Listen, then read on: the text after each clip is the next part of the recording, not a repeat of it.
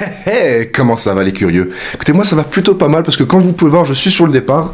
Le petit sac il est prêt, le cartable il est prêt, les lunettes de soleil elles sont là, elles attendent qu'être sur le bout de mon nez.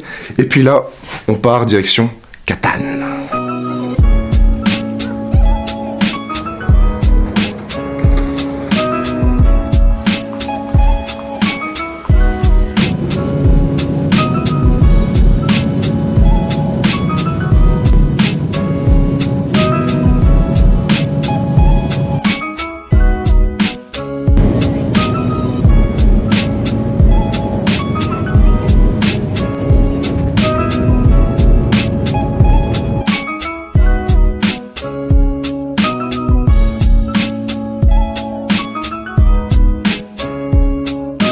Alors, ce qu'il faut savoir sur Catane, c'est que c'est une ville très ancienne qui date de l'Antiquité romaine. Et comme vous le savez sûrement, Catane donc, se trouve en Sicile. En Sicile, il y a l'Etna. Et il faut savoir que cette ville s'est fait détruite 2 fois par l'Etna. Une fois durant l'Antiquité et une fois vers 1693, où la ville à ce moment-là a totalement été reconstruite.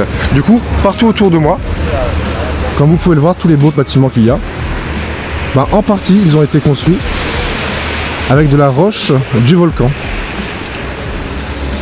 Ils ont construit tout ça avec de la lave. Située au milieu de la place, face à la cathédrale, se trouve la fontaine de l'éléphant, construite en 1735 par l'architecte Vaccarini. L'éléphant, surnommé Liotrou, est un symbole apporté par les invasions orientales sur l'île pendant l'Antiquité. Il est alors devenu l'emblème de la ville et signe de fécondité.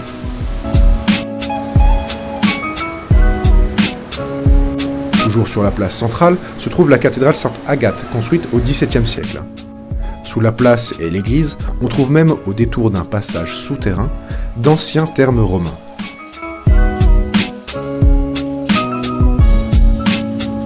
Mais c'est après quelques secondes d'ascenseur que la cathédrale offre une vue époustouflante sur Catane et son volcan.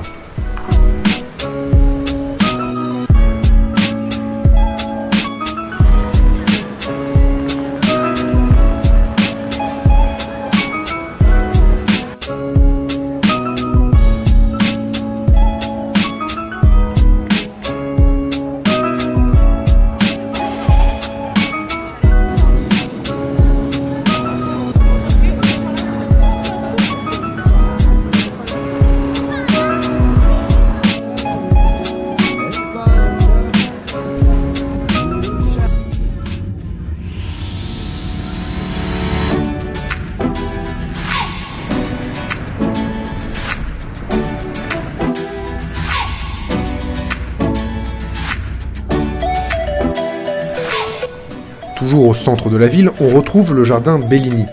Vincenzo Bellini était un compositeur italien né à Catane en 1801 et qui a marqué l'opéra moderne par sa patte créative.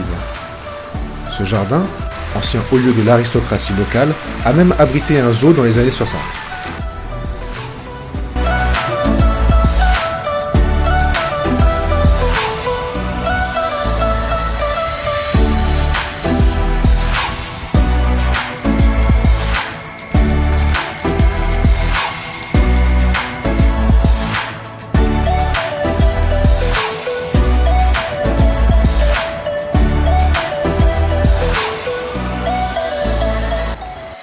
Ce qui est cool quand tu te balades à Catane, c'est que tu ressens l'atmosphère en fait.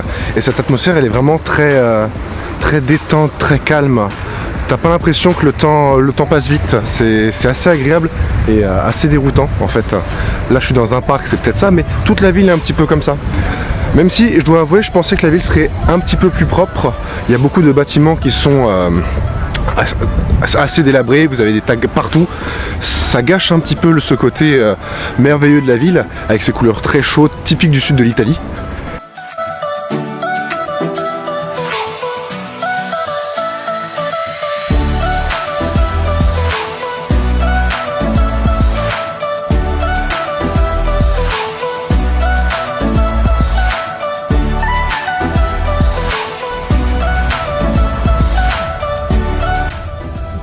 si jamais ça vous intéresse donc de venir sur l'Etna, n'oubliez pas juste... sur 17 km. N'oubliez pas juste que l'Etna, ça reste une montagne qui reste encore très dangereuse. Du coup, assurez-vous d'avoir bien un guide pour aller au sommet ou juste voir certains cratères ou couler de lave. C'est très important.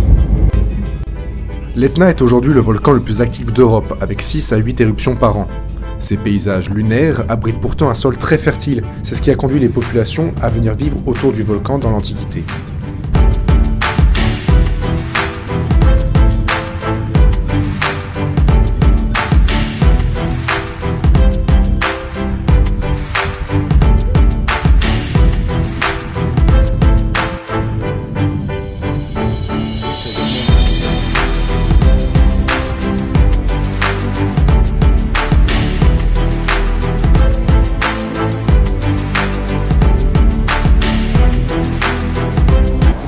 Avec ses 3340 mètres, on peut monter quasiment au sommet via un funiculaire construit en 1983. On passe ainsi de 1900 mètres à 2500 mètres d'altitude en quelques minutes et sans effort.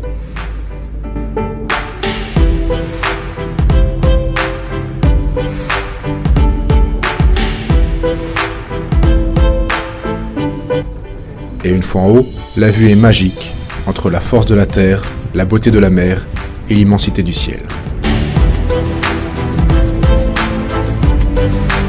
Et bien les amis, c'est la fin de cette vidéo en terre sicilienne, j'espère qu'elle vous aura plu. En attendant la prochaine, je vous invite à vous abonner à la chaîne YouTube et à me dire en commentaire ce que vous avez apprécié ou non, afin que je puisse m'améliorer. Et on se retrouve très vite dans une prochaine aventure. Ciao.